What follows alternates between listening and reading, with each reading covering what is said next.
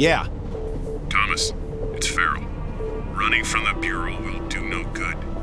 You know we'll find you eventually. Look, I understand. The caseload became too much. You weren't solving cases like you used to. You're talented, high-strung. You snapped. It happens sometimes. Look, I did not snap. Someone else killed those policemen. It looks like it might have been the matchmaker. With your gun? That seems unlikely, doesn't it? We have psychiatric staff that can help you sort things out. With all due respect, I don't need a shrink.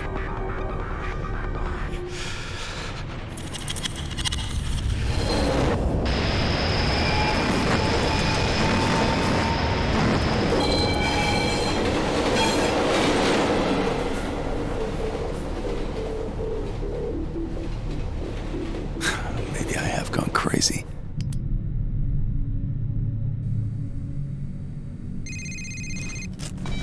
Look, Farrell. This isn't Farrell. It's Malcolm Van Horn. Has your boss been bothering you? Yes. To be expected. They're not going to let this drop. You must continue with your investigation. Do you understand? Do you understand? Yes. I mean, no. What do you want from me, Malcolm? What's going on? Going on? You're being investigated by the FBI for the murder of 2 police officers. That's what's going on. You will be tested, Thomas. Of that you can be sure. I must go.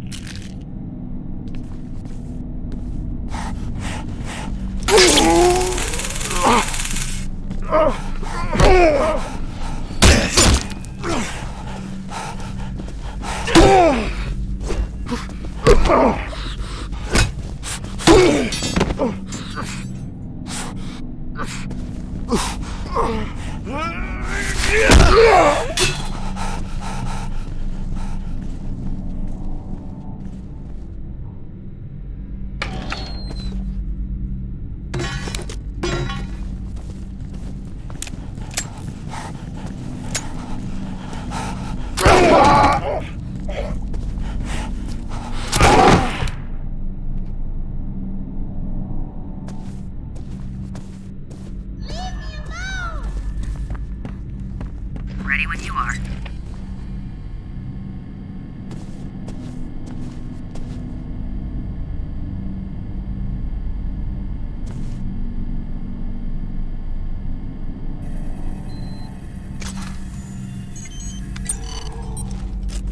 Image received. Right-handed print, missing the right index finger. This matches what we got from the crime scene. I processed all the prints. And Thomas, the print you got from the tape recorder at the metro station isn't on this hand. I don't get it. What does that mean? I'm not sure. I'm just saying that the print from the tape recorder wasn't made by the same hand.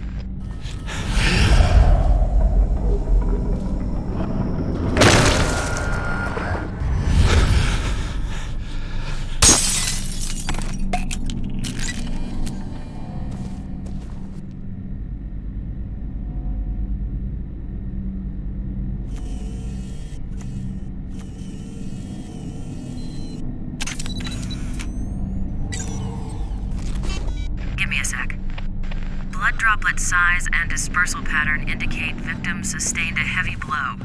Height of blood on wall indicates it's possibly a head wound.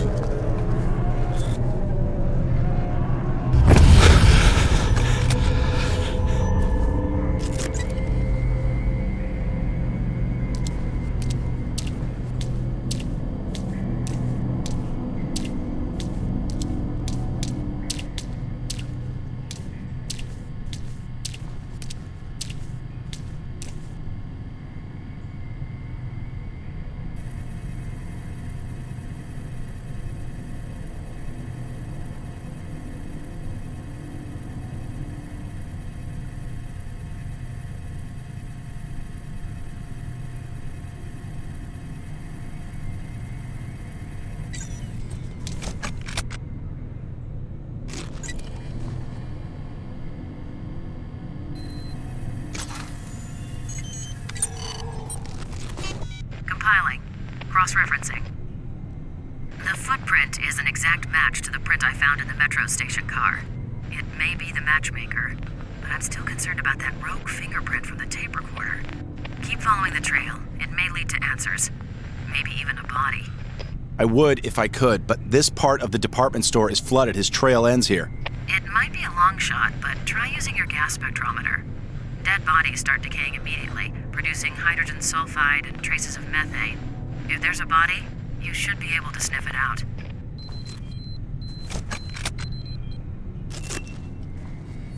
The air sample contains usual city pollutants and high concentrations of mold spores, and here we go. Methane. It's relatively weak, but definitely there.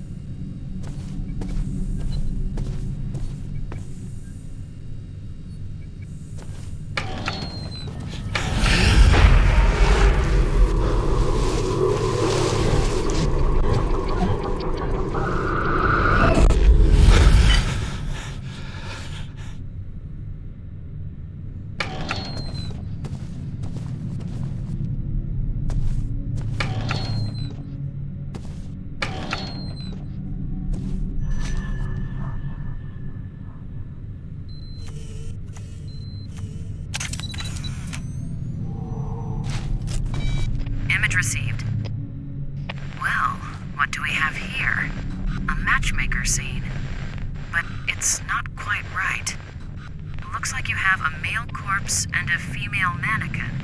Exactly the opposite of normal. Well, not normal. Thomas, photograph the victim's face.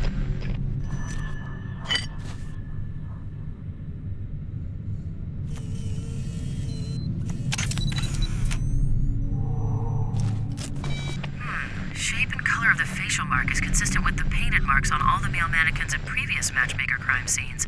But this is strange. Thomas, get a shot of his right hand, will you?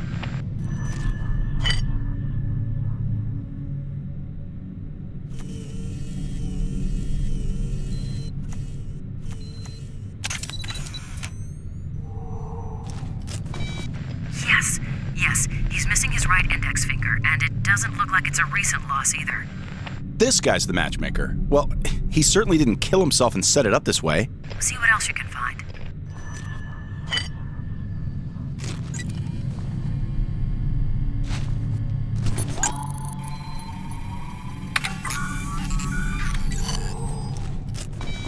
Damn, no usable DNA traces. Killer must have worn gloves, but there is something. What is it? Too early to call. Small particles that show up as a potential organophosphate pesticide. I'll work more on that and see what we get. We know you're in there. Keep yourself up!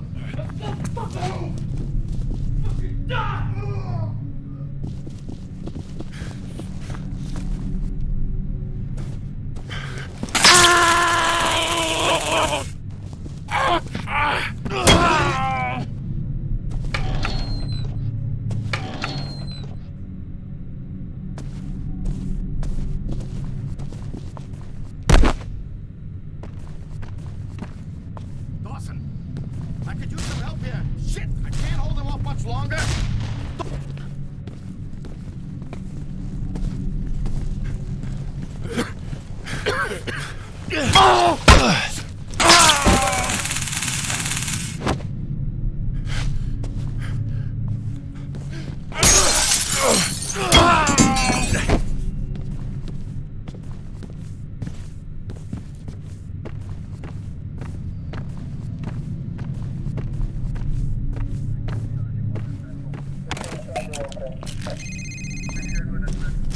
I think I've got something, Thomas. The newspaper clippings you found in the room at the metro station, each of the articles talks about a serial killer that was on your case list.